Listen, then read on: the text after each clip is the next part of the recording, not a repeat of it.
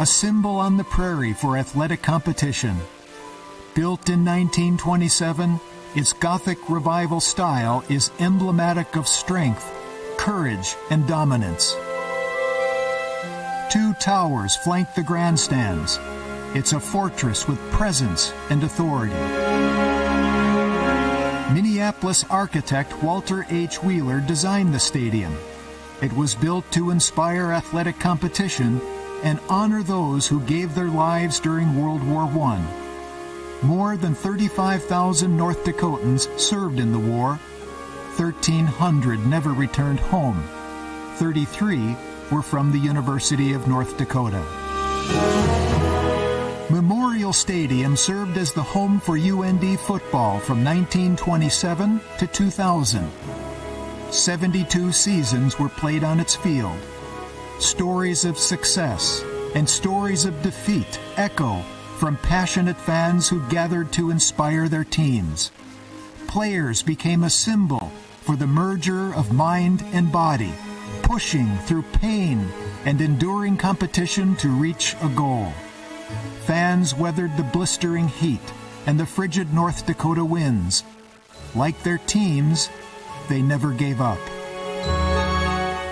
Memorial Stadium became a place of honor, sacrifice, spirit, and achievement. It served as the home for UND track teams. It welcomed North Dakota boys and girls for state track meets. It was the venue for the Special Olympics, and twice it welcomed competitors for the Prairie Rose Games. While we observe the passing of this monument, we also celebrate a new life. Memorial Village will rise on the shoulders of the giants who once occupied this space. The track and the field will remain, and the dreams of athletes will endure as they push the boundaries of excellence.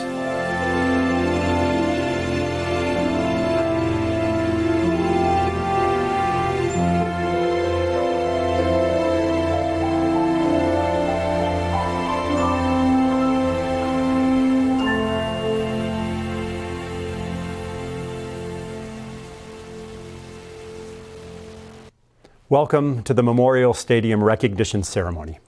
I'm Andrew Armacost, President of the University of North Dakota. Today, we're going to pay tribute to a monument that has been part of our community since 1927. Memorial Stadium was named to honor our third president, Webster Merrifield, and the UND service members who lost their lives during World War I.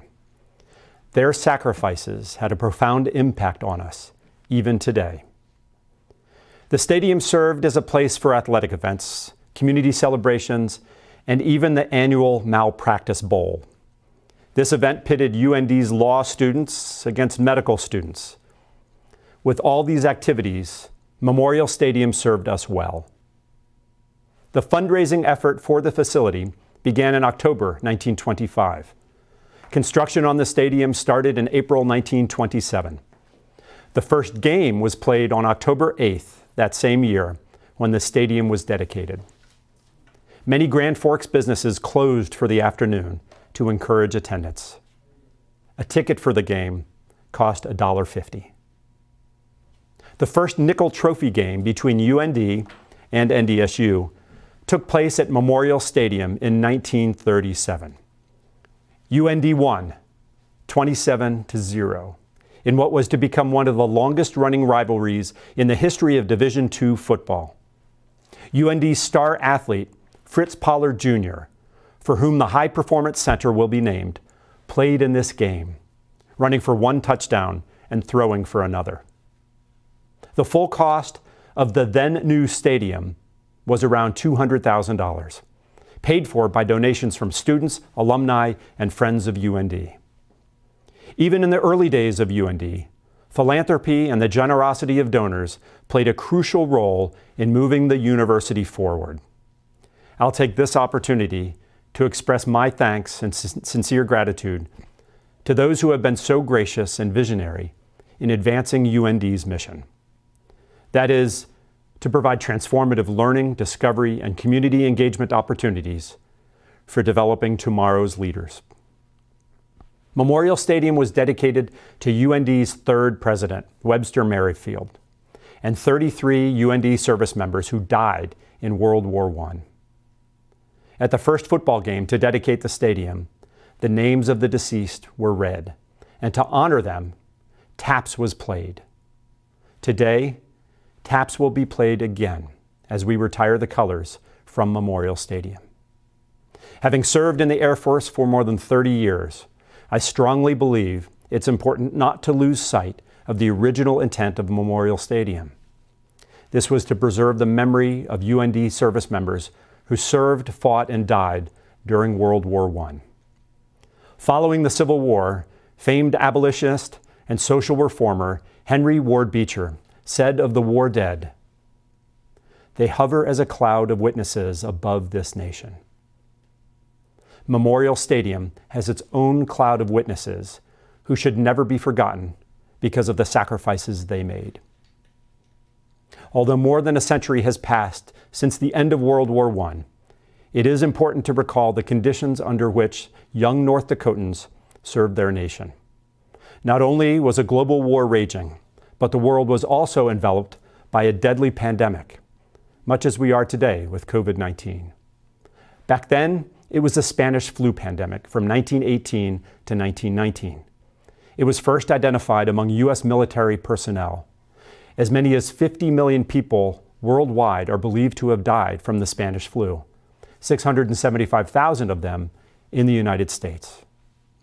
When you read the biographies of those 33 UND service members who gave their lives serving our nation, you'll see that 15 of them were victims of the Spanish flu. 8 were killed in action. They included Lieutenant Colonel Fred E. Smith, who grew up in Grand Forks and graduated from UND in 1894. He was posthumously awarded the Congressional Medal of Honor for attacking a German machine gun nest with his pistol. Although Smith was mortally wounded, his actions enabled the soldiers of his ambush patrol to escape. Diseases such as tuberculosis, diphtheria, and pneumonia claimed 7 other UND soldiers in the military. There were also deadly accidents. Lieutenant Ralph Dryden, a pilot who hailed from Drayton, died while flight testing German aircraft in France. Later in our program, we will list the names of all the UND soldiers who gave their lives for our nation during World War I. And since Memorial Stadium was named to honor them and former UND President Webster Merrifield, it is important for us to maintain their memory. Our commitment to preserving institutional history is strong. Buildings like Memorial Stadium are more than structures. They are memories. They are places where people come together to work as teams. To preserve this history, we recently removed the cornerstone from Memorial Stadium. We found evidence that suggested a time capsule could exist. Workers cut through the bricks that surrounded the stone. It was a meticulous procedure that took much longer than expected. When the stone was removed, a cavity was discovered. Inside the cavity, workers uncovered a copper box. It was sealed in the cornerstone on September 21st, 1927. What treasures will this snapshot in time uncover? What secrets will Memorial Stadium disclose? We'll reveal its contents later in our program. The UND football program has a rich history.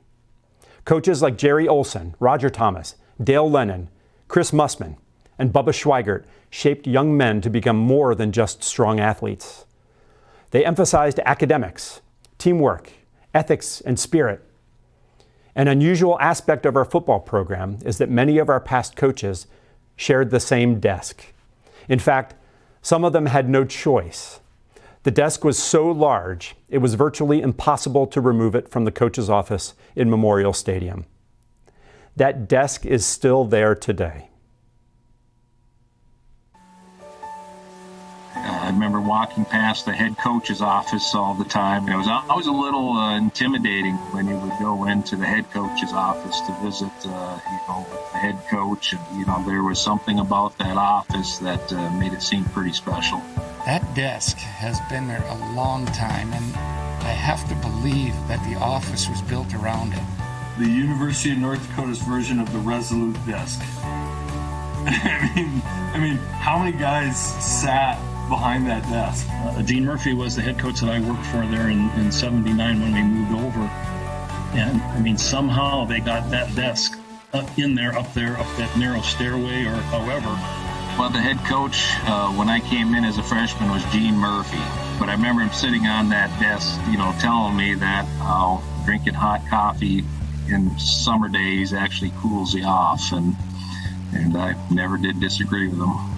My wife's an interior decorator, and so when we were reshuffling the office, we moved it like 2 feet, and it took like 5 of us to do that. That thing was so heavy. So it was one of those where you only spend about 10 seconds on it thinking, okay, let's see if we can move this a bit, and it ain't moving, so we just left it there. UND is that kind of a place. There's something, maybe the desk is part of that carries on. There's such a bond, a unity, a pride in the UND football. It is. I'm not just saying this because we're doing this now, but it has. It was like and is like no other place. It really is true.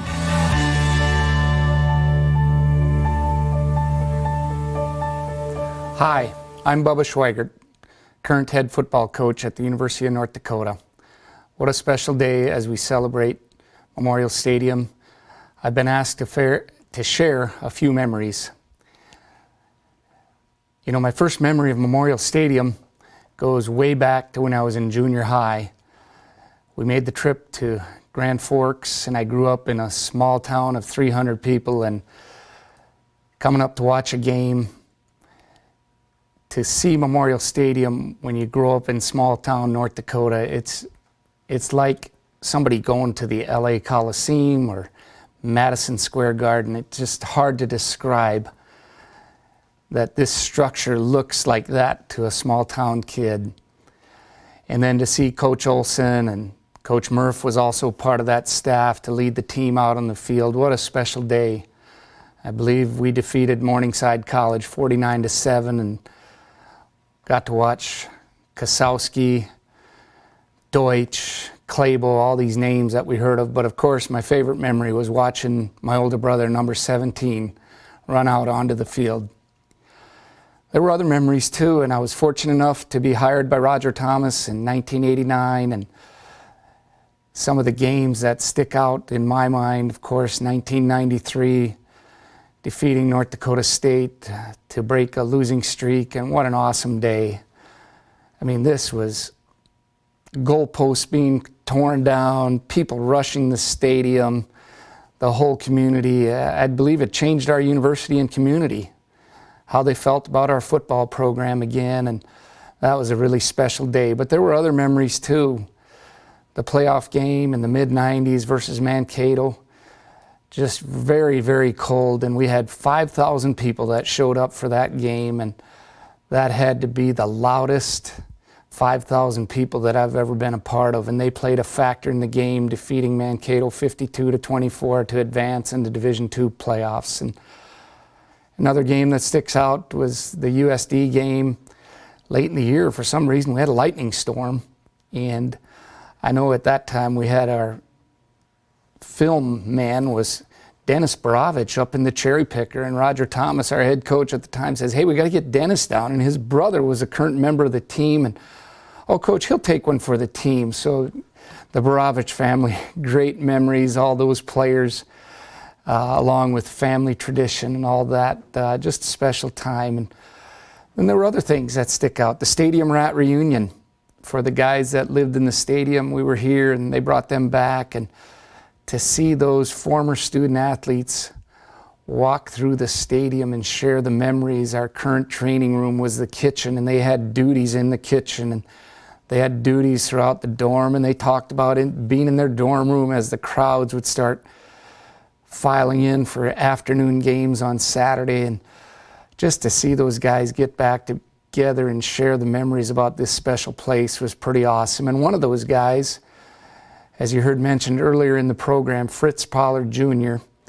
was also back, and to hear his story of how he came to Grand Forks and to be around a guy that won a medal in the 1936 Olympics was just an awesome experience. And that's something that really sticks out to me. And the stories could go on and on. Just a few others here that I remember. Jack Gray, one of our loyal fans, when we were on the coaching staff, every Sunday morning after a game, he delivered donuts to our office to share with the coaches, and it was like clockwork and just great memory there. And the last one I'll share is when we're up in the coach's box, some of our rowdy fans, as we do well on the field, tapping on the window, giving us a thumbs up that we're doing well. And we were well aware we were doing well, but for them to be excited and share that with us, those were just great memories. And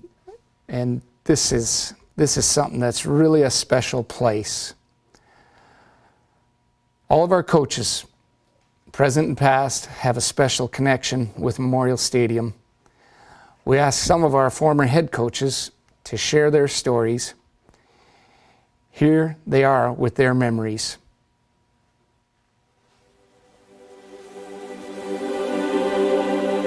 Think of home. I mean, that's, Memorial Stadium was home for me for a long time. It's just a million memories, a million people that I worked with in there every day. Something about walking into that stadium that felt like you were a part of something bigger than yourselves. You see the trophies there, the hallway, and there's all the jerseys going into the locker room.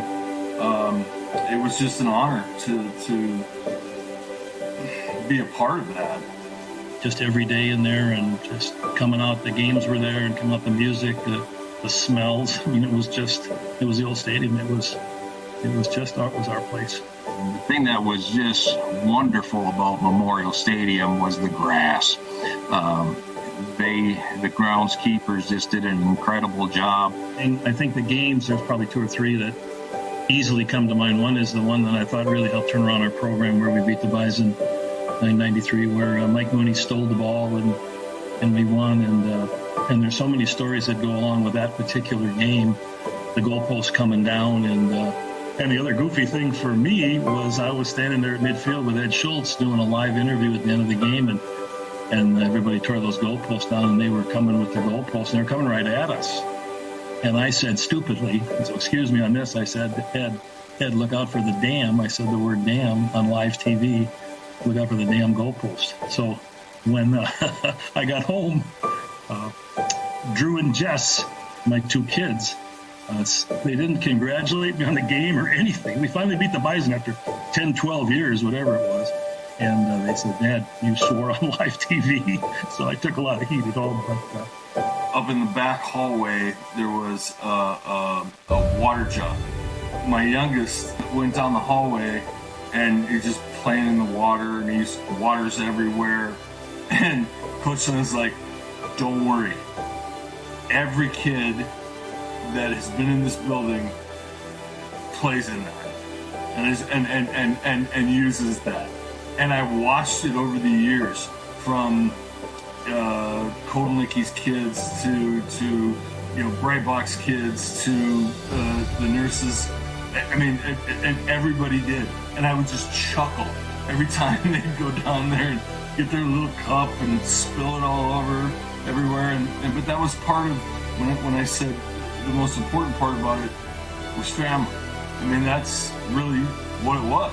On 79 is when they did the construction internally in Memorial Stadium and added the coaches' offices and in the locker rooms to a limited degree of what it is now. But I remember walking through there and seeing the plywood being put in place, and kind of the construction part of those offices and the locker rooms. And there was a wall between two rooms, and we said, well, we'll make this the players' lounge. And we took the wall out, and it was the coaches. We knocked it down physically ourselves one summer, and then we realized the floor in the two rooms wasn't at the same level. So there we were one summer jackhammering the floor out so we could make it flat. whenever we pulled carpet out or put new carpet in, you know who did it? We did it as a staff. Stadium becomes that kind of symbolic of the place where so many things happen. Even in my own family, my son was on the sideline with me. He was a cord boy with the corded headsets, and he grew up around that. You know, and the teams that we've had then going back to the 60s and the 70s, you know, those were Division I programs. That's where I think the foundation had been set, and then the current program is continuing to build on that foundation, and it's legitimate. There's a lot to be proud of.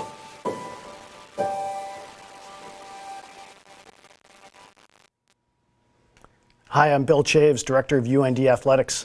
I want to thank all of our former coaches for sharing their memories of Memorial Stadium. We're thinking about all of you today. In 72 seasons of play, starting in 1927, Memorial Stadium was home to 20 conference championship teams, and UND football teams posted a tremendous 247, 88, and 9 record over those years. We'll always remember all of the amazing memories that this iconic facility provided UND, Grand Forks, and the state of North Dakota. Memorial also hosted many North Dakota State high school track meets, the North Dakota Special Olympics Summer Games, while also hosting the Prairie Rose State Games in 1990 and 1996. As we look forward, it is comforting to know that the grounds that Memorial sits on will be occupied by generations of UND student athletes for years to come. Our heritage will always be commemorated, as today's athletic department could not be what it is without all of the contributions from those who came before us. Thank you to everyone that made Memorial Stadium such a special place in our hearts and minds.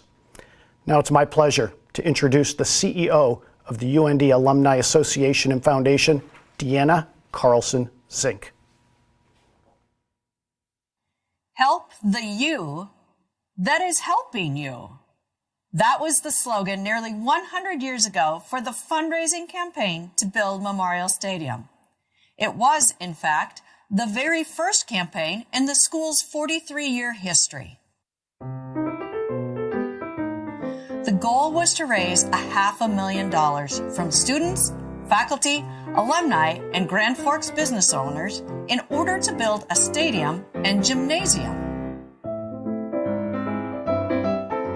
The Depression would stall the fundraising effort, but enough was raised to pay for the $200,000 stadium dedicated to UND alumni who died in World War I and to the memory of longtime President Webster Merrifield, who died a decade earlier.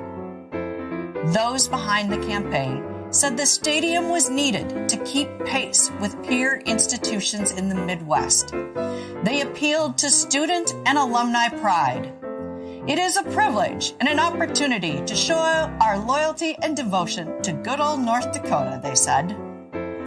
Organizers also sold the concept that a stadium was needed to accommodate thousands of fans turned away from the Spartan field UND had been playing on. When the stadium debuted at the 1927 homecoming game, UND fans did come by the thousands to fill the seats.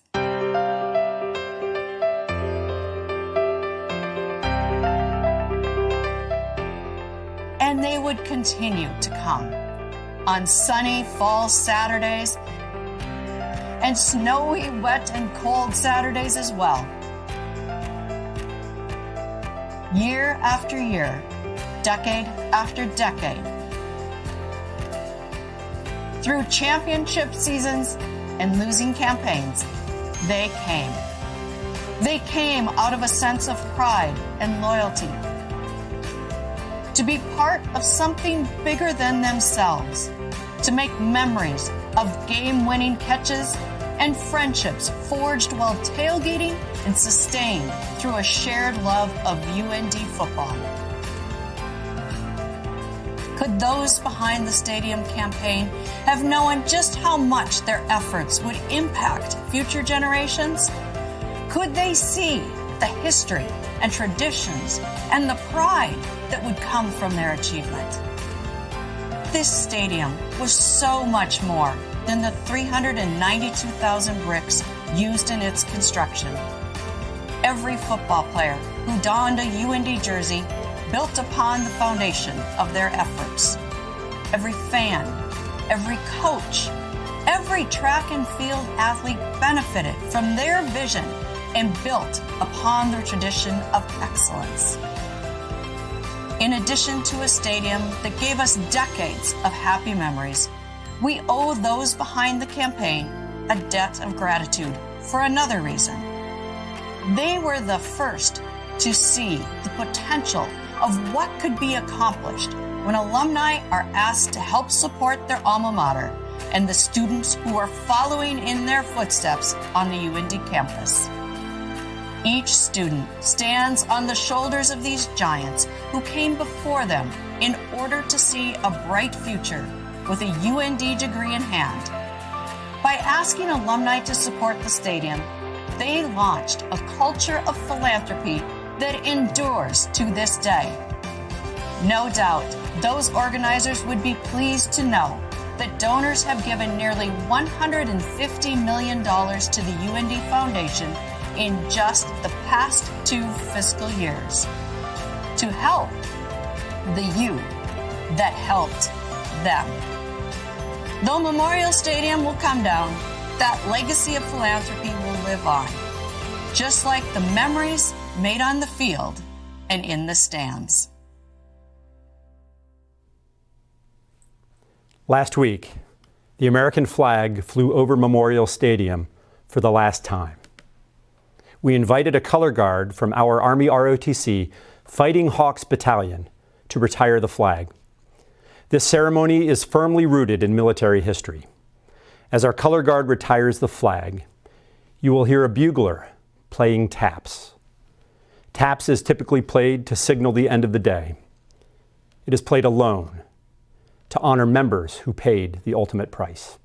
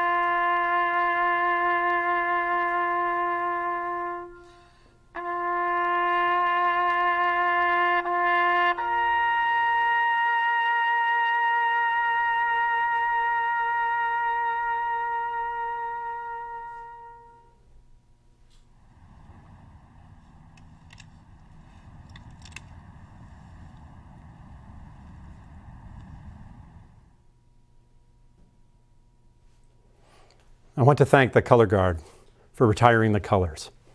Members of the Fighting Hawk Battalion included Cadets Isaac Yatsik, Tristan Severance, Tatiana Svetlanovich, and Chris Devine.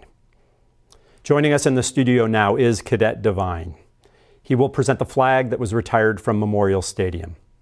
It will be flown again when Memorial Village is completed. Cadet Devine.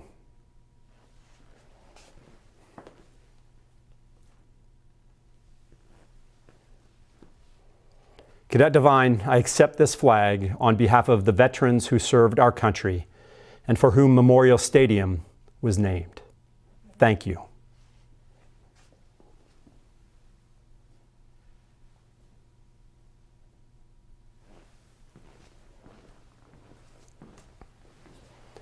To preserve the history of Memorial Stadium, 3D imagery of the building was generated.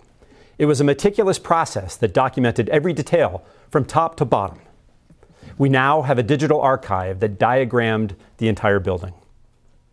The cornerstone was removed last week. When it was pried out of the stadium, we discovered a time capsule tucked into a cavity in the stone. Its contents have given us a snapshot in time, dating back to 1927. Next, we'll reveal the items we discovered in the copper box. They are here in our studio, and we'll look at them now. And when I opened the time capsule, I was stunned as though I was looking back in time. The artifacts included copies of the Dakota Student Newspaper, the Grand Forks Herald, and the Alumni Magazine, each dating from that era.